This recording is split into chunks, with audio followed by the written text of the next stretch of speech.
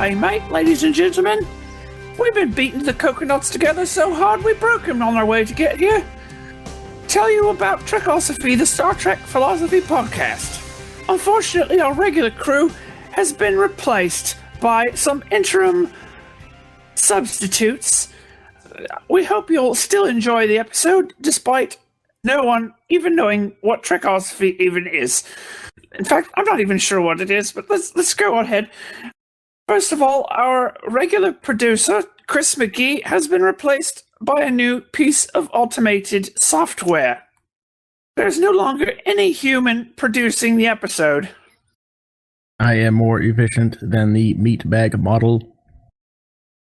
And second of all, our resident New Zealander, Ash Hulme, has been replaced by a Kiwi. Yeah, nah, kia ora, yeah. Passion chops, mate, bro. And I've been replaced by a guy named Bruce from Australia. And today we're talking about the circle. Not the square, not the triangle, not the oval, not the hypercube, the circle. And the way you tell it's a circle is that you draw it on a piece of paper and throw the piece of paper in the pond, and if it floats, it's a witch. Oh, we've had a witch, maybe burn her. It might be difficult. Paper gets a little bit wet. Flammability goes down when it's wet. Gets us in a bit of a catch-22. If the paper's wet from the witch detection test, then it won't burn.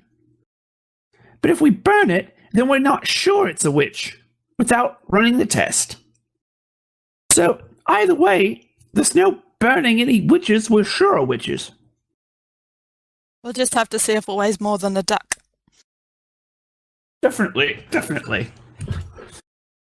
Well, anyway, getting on to the actual episode, that was my completely unrehearsed Monty Python logic impression. It wasn't particularly funny, and the accent... It was well done, though. The accent wasn't very good, but it was passable. I think there's a few references in there. I think people got I was trying to be the... I was thinking of the voice of the socialist peasant from Dennis. Yeah, the socialist peasant from near the beginning of the Holy Grail. And just threw in a bunch of references in there. Today on Trekosophy, we're looking at talking about what is probably my favorite Star Trek episode, which is saying a lot because it doesn't really have all that much that's particularly special in it. But I think it really epitomizes why DS9 is a well-written show. I mean, it's just great writing in this episode. It's The Circle. Aha. Bet you listeners were thinking he was going to say, in the pale moonlight, huh? And the pale moonlight is also a good one, but this one's good. In the pale moonlight's got a bunch of really remarkable stuff in it that really stands out, while The Circle is almost like an attempt to sort of, branch between different storylines that are going on. It's right in the middle of everything. Everything's going on all at once. We got a whole bunch of different arcs all happening at the same time for different characters in different ways. The Circle sort of stands in the middle. And it shows, though, the relationships between the characters, where they're at that point in the show, really well. And especially the beginning, where there's that house party scene where all of Kira's friends show up. Yes. Ben's favorite little scene with Odo and Kira ever. Yeah, I think it's a great scene. I especially love Odo's lines in this part. Odo being my favorite character. He gets to make probably his best speech. And somebody read the Memory Alpha summary. Oh, yeah, the crappy summary from Memory Alpha. Cisco and Odo work to reveal the real force behind the Circle's coup. Part 2 of 3. Yeah. Yeah, I think someone needs to really get in here to Memory Alpha and start changing these crappy summaries. And I guess it does sort of suffer from being a part 2. Because it doesn't really begin and it doesn't really end, so... Yeah, but there's more going on here than just Cisco and Odo working to reveal the real force behind the Circle's coup. Yeah, there's a hell of a lot going on. Yeah. I mean, this is definitely not one of those status quo episodes that leaves everything the way it was before when it ends. First, we might talk about the Circle and who are they. The Circle is a nativist, extremist terrorist organization on Bajor that wants to expel all foreign powers, perhaps even all foreign people, from the planet and its holdings, including the space station. And they're anti-Cardassia, but since the Federation are the people who are there right then, they're anti-Federation. One thing I'm thinking about is, what are the writers trying to say by creating a group like this? What in history are they making a commentary on? Because DS9 is, as always, a commentary on real world history. Well, I think of something like the Circle, and the main issue that sort of springs to mind is that of sort of national sovereignty, and the idea that they're trying to, I guess, kick everybody out who doesn't come from Bajor. The question of who's welcome and who's not, and the main parallels that I could think of would be in recent history. I think it was places like Uganda and Kenya and places in Africa that were, I guess, trying to expel anybody who wasn't sort of indigenous African from their countries. Oh wow! I didn't think of that. Don't you think the stuff that was going on in Rwanda with the I'm not going to pronounce the names correctly. The Tutsis and the Tutsis and the Hutus. Yes, that. Yeah, there you go. That's there's definitely parallels, although the Tutsi Hutu thing was more of a fight between two indigenous rival peoples. factions within the same state, rather than a fight between insiders and outsiders. That's that seems true. I was thinking about the KKK when I watched this. I was thinking the Circle a lot like the KKK in America's history. Anyone else? See that parallel there? Yeah, the KKK did do a lot of vandalism and such, kind of like the Circle's doing here. Yeah, they draw their symbol. They spray paint their symbol on the doors of people they're threatening, kind of like the KKK with their burning crosses. The same kind of statement that uses symbolism as a threat.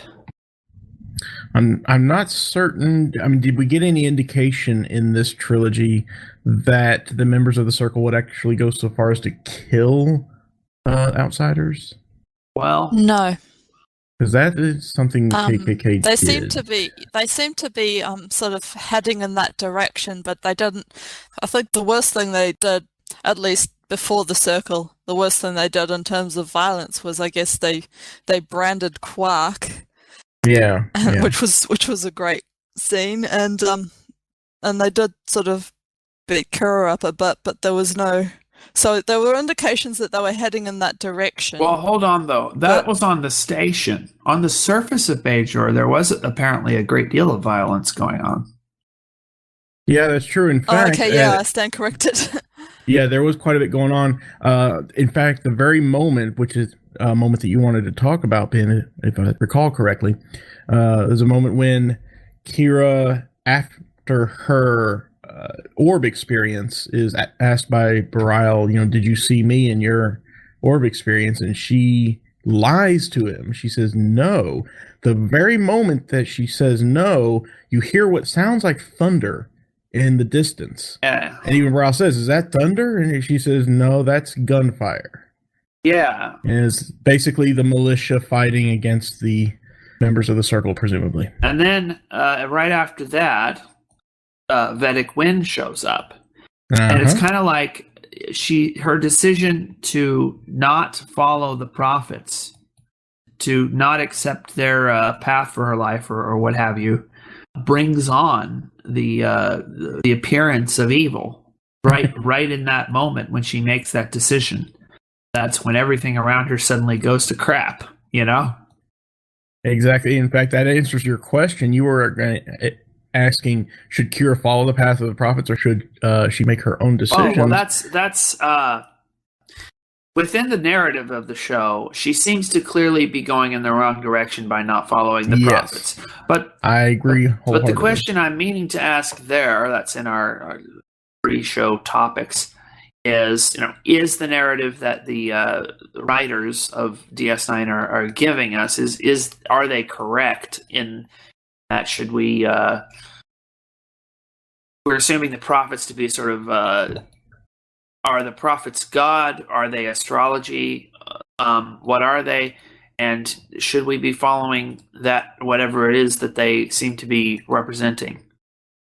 Yeah, and it's strange to me that Kira would even do that, because she is so spiritual. She follows the prophets in just about everything else. I guess she was maybe just embarrassed by what she saw in her experience. Well, didn't want to admit it to Bareil. Well, here's the thing. Kira is not exactly spiritual. She's hold on. Okay, she's what I would call obedient or faithful. Okay. She believes in the religion, and she follows what it says. She doesn't really believe all that much in the beginning, I don't think, but her being around Opaka, I think, reminds her of some faith she had as a child, and she regains some of her faith. But she doesn't, the sort of person who has outrageously amazing spiritual experiences, she's the kind of person who has faith, who trusts, rather than having experiences herself. And her faith is definitely strengthened after that, what was it, 6th season episode or something? The conflict between when Kira and Jake Sisko were inhabited by the Paw Wraith and the... Oh, that was... And they had a little battle there. She basically had a first-hand experience. Yeah, she has experience being a prophet. So, yeah, that really changes her. But this is long before. Yeah, at this point, she still has this trust in the prophets and so on. The writers are still very humanistic, though, and in denying the vision, she's not really being true to herself. And that is, I think, where the writers are kind of saying her problem's really coming from. Fair enough. That seems to be what the writers are saying. But it's worth asking, and there are other episodes that delve into this more deeply. To what extent should we follow external models for behavior, for plans for our life, and so on? I think in Kira's case, it does end up a little bit different, because unlike sort of, I guess, gods and so on that we have on this earth, the prophets are clearly, real in some sense, and they clearly have a definitive understanding of how the prophets could know, I guess, past, present, and future, and all that, how they could have special knowledge, whereas religions on earth have to take that a lot more on faith, because they don't have, I guess, literally real encounters with their gods. Well, they don't have the Bajoran prophets have some significant physical evidence that is in the objective mode, and which is continually present. And that forces even atheistic people to deal with certain facts on the ground, which are not forced in Earth. But Earth do claim to base on at least some people's real experiences. For instance, people who were present at the day of Pentecost would have claimed to have seen something every bit as telling in terms of evidence as anything that the people in DS9 have access to for the prophets. It's just that the day of Pentecost isn't an ongoing event, which evidence for everyone, generation after generation, where the prophets, they actually have a physical place where they live. That does make them significantly different. But the question there is, well, I'm losing it. I'm just wondering, like you said, well, you said the question you asked was to what extent should people follow, I guess, an external force, be it God or some kind of authority. I'm just wondering because obviously my experience as an atheist would be very different from your experience as a believer, and do you sort of get those, what would be in DS9 terms would be expressed in visions and orb experiences and such? Do you sort of get those, I guess, spiritual nudges from? Well, here's the thing. Even as an atheist, you do rely many times on various models for behavior or sources of wisdom. Even if they come from God or believe in any gods, you've still got your sense of ethics, of right and wrong, for example. And we agree on that. Oh, for sure. Right. And in many cases, that is what we might call an external director for your behavior, right? It tells you what to do. But a sense of right and wrong, is that external or is it internal? Well, to the extent that it's a rational system, rather than it being whatever you feel like at the moment, that makes it somewhat external, because it's not just your own feelings, but is think there are some things that really are right or really are wrong. Or if you banish ethics to be completely only your own subjective feelings, and do whatever you feel like. And so there's two different things you can do there. You can have a sort of set of rules which say, in circumstance X, I should do Y, or people should do Y, and you follow that. Or you can just go moment by moment. Whatever I feel like is the right thing at this moment, I just do that. Kira has these sort of two forces in conflict in that moment. The prophets tell her to get closer to Ryle, and she normally her belief system says you should do whatever the prophets tell you to do, but she doesn't feel like doing that. Feels kind of creeped out by that, and so backs off. And in that moment, she's doing what she feels like doing over what her rational system says to do. It's not rational as in justified. I mean rational as in intuitive. Yeah, it's the structured versus the intuitive. Which kind of decision making? There's structured decision making, and there's intuitive decision making. I think a lot of us, especially those of us who follow a faith, whatever it may be, experience this sort of conflict quite often in our lives. We're faced with a decision. Our faith tells us to do one thing, yet our impulses, our desires tell us to do something else. Yeah, what I'm saying, though, is that atheists have that too, because they also have, for instance, they'll have, you might have thought, people ought to do such and such when confronted with a situation in the abstract.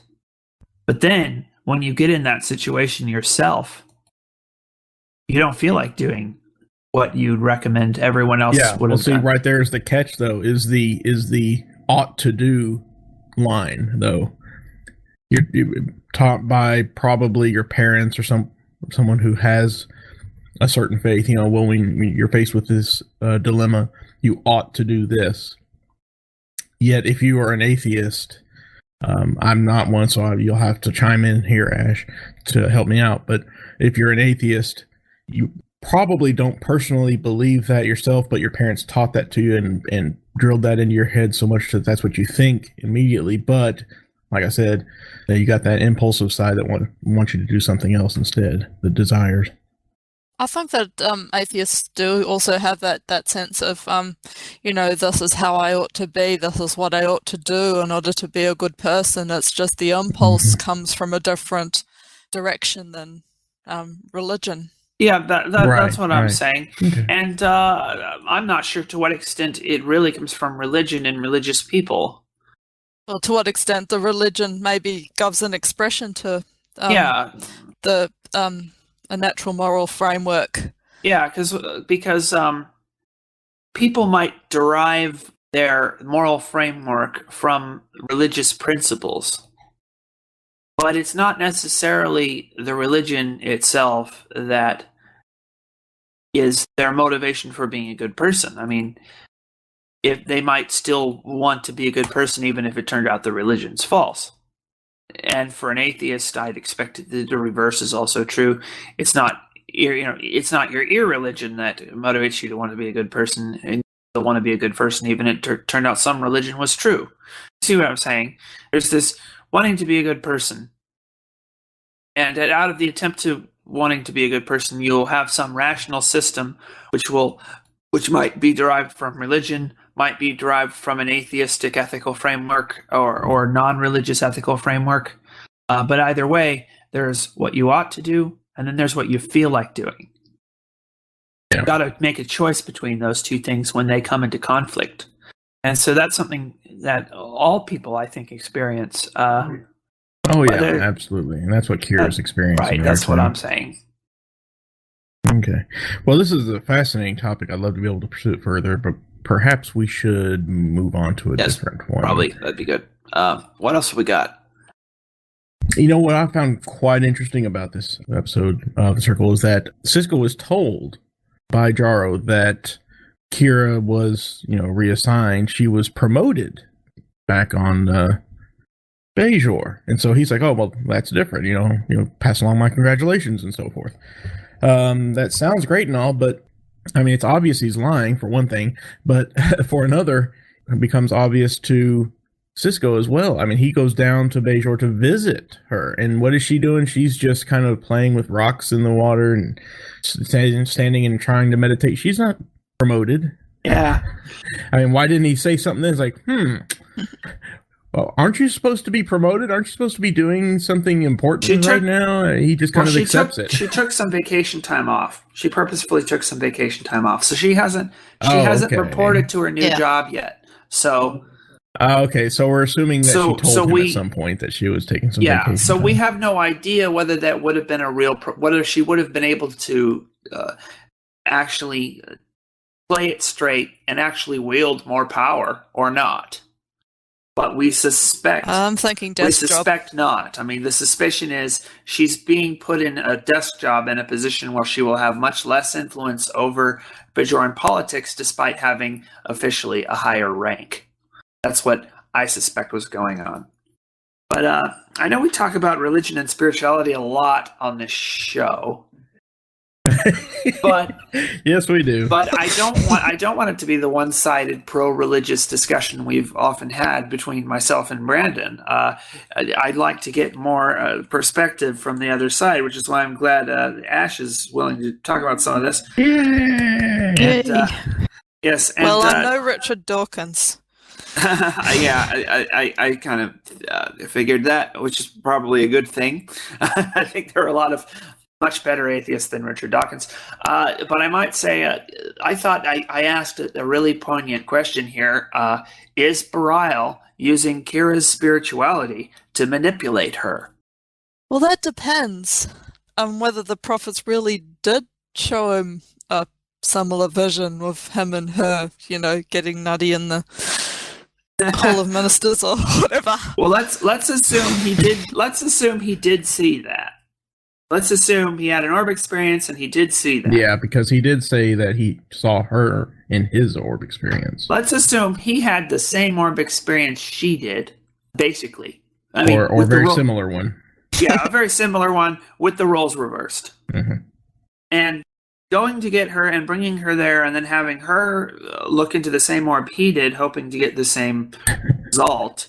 And then saying all that hinty stuff at her in the afterwards, is he using her spirituality to manipulate her, basically to get in her pants? That's a good question.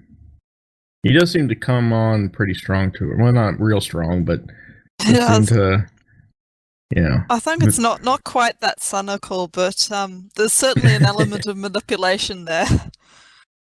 Well, it does work out for him eventually, but... Yeah, well, here's the thing, though. Why are we so opposed to Vedic Wynn? Because she's a manipulator. But they're both manipulators, or at least they seem to be. She is a lot more overt about it, I think. Well, I'm not sure, but it seems like there's got to be some kind of moral difference between Bareil and Wynn. But...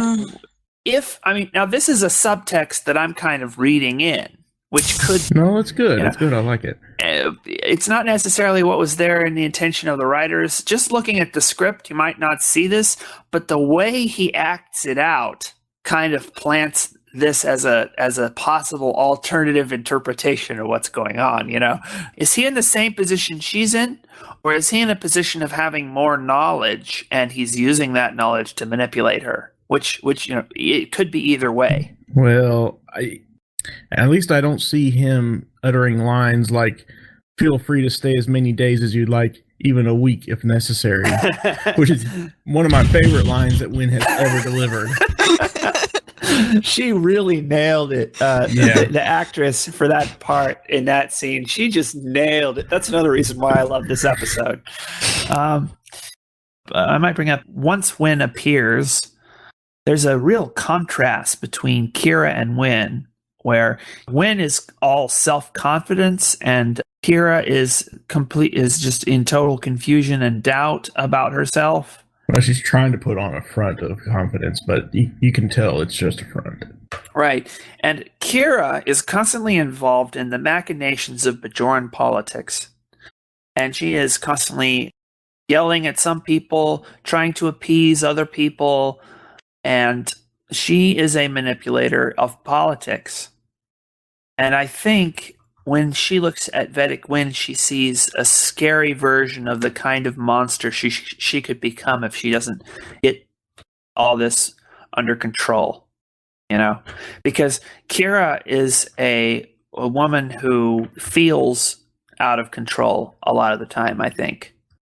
She is just so filled with anger from from all of her experiences before the show, her experiences in the Cardassian occupation of Bajor, that she has no outlet for all this rage except it goes into her politics, her political work. Well, Kara doesn't have the ambition that Wynn does. That's true. It's not, which I think is sort of a defining factor between them. Yeah. Wynn, I agree. Wynn is ambitious for her own self-advancement. Kira really does want what's best for Bajor. Well, Wynn does too in the beginning, but Kira always wants what's best for Bajor. But she gets the fire from her own anger that she picked up through all of her experiences in the Cardassian occupation and the resistance movement, and all the horrible things the Cardassians did. So that, I think, is a real contrast in characters goes on there. And I think Kira, I think when she hears the weak even a weak if necessary thing, I think Kira might be just sort of thinking to herself, you must never end up like that. You must never end up a sad, bitter old woman like that who only cares about her own power. If you need to get out of politics if that's the road it's going to take you down. And that's one thing she's seriously considering at that point is getting out of politics altogether. But what else will she do, And so it's woodcraft. Yeah, she can, Definitely woodcraft. Yeah. Clay modeling. Yeah. Making birds. I thought another reason why I love this episode is because Quark gets to become Odo's deputy. Which is just hilarious. That's just a little bit of comic relief. That's all that is. Well, it's a major step in their relationship. That I think Odo and Quark relationship. It would have been interesting to see him stay as deputy. Yeah, you only see it for a little bit. Yeah, but Odo being able to work together with Quark. Is just, and being put into a situation where he has to is just great. It like I said, look at you laughing. It's comic relief. Yeah, that's what it is. It's really funny, but it also what's that? There's a later episode where Quark and Odo get stranded on an alien planet. The Ascent. The Ascent. Yeah, and that's after this, isn't it? Yeah, long after. So even though Odo makes Quark a deputy, he still thinks Quark is guilty of a whole bunch of other crimes, when Quark actually isn't, but not for lack of trying. So he begins to trust Quark in this episode, which that's a major shift. Or is it a case of keep your friends close and your enemies closer? Yeah, I'm with Ash on this one. Well, I'm not sure there's a difference there. It's like Cisco says, everyone on DS9 has their own set of rules, and if you understand those rules, you understand what they will do. Mm-hmm. Let's see. Right. Well, is there anything we can bring this to a close with? Oh, well, I think Jaro and Wynn, I think they might be a sort of parody on political conservatism, because it's the unholy alliance between corrupt politicians and corrupt religious leaders that the political left is so afraid of incarnate there. And Jaro there, I think, is basically wanting to become a new Oliver Cromwell. You know who Oliver Cromwell was? Oh, yeah. Rings a bell. Yeah, I think Monty Python sang about him too. Oh, I'll have to look that up later. I don't remember that. Well, Oliver Cromwell was a puritanical dictator of England, and probably the clearest example of the emergence of a real Christo-fascism after the Dark Ages are over that we'll probably ever see. And that is, I think, what Jaro is trying to do. He's trying to become Cromwell.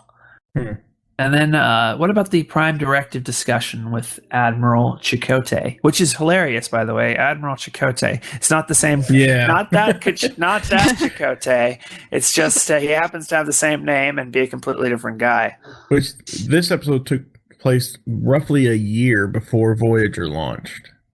Yeah. I mean, the show. Yeah, that is. Yeah.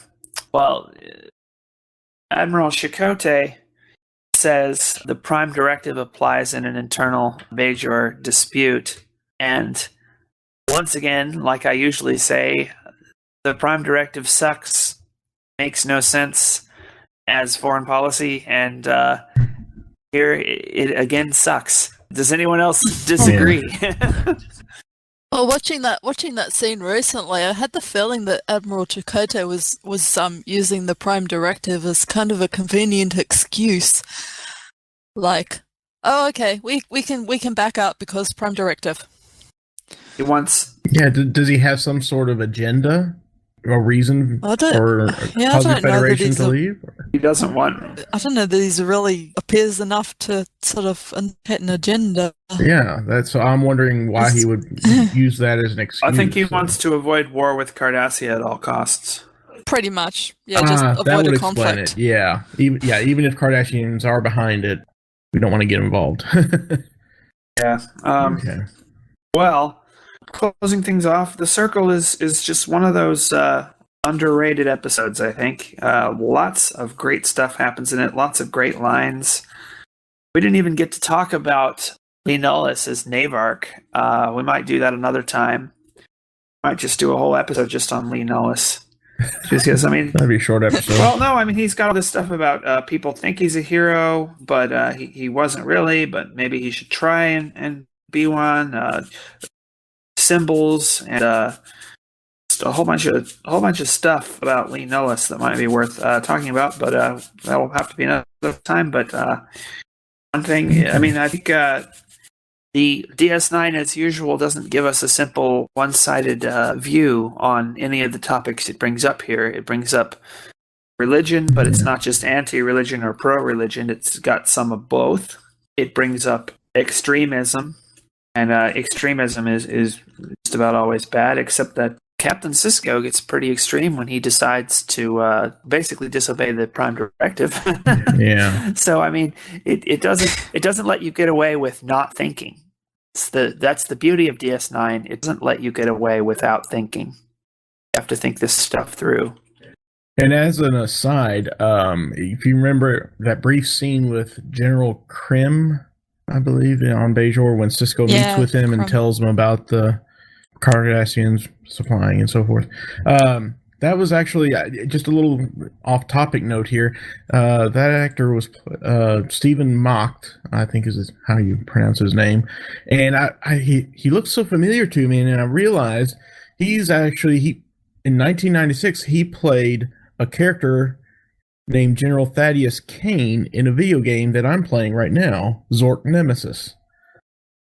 Wait, Zork? Hey. Nemesis? That one wasn't very Zorkish, if I remember right. Yeah, it was kind of a darker story. Anyway, but anyway, that's just a little aside there. Quite interesting. Yeah, that is interesting. You like? No, it isn't. But anyway, you like old adventure games? Get Pegasus Prime on GOG.com. That's okay. Well, awesome. I'll look into that. But anyway, so I guess that will do it for us for today.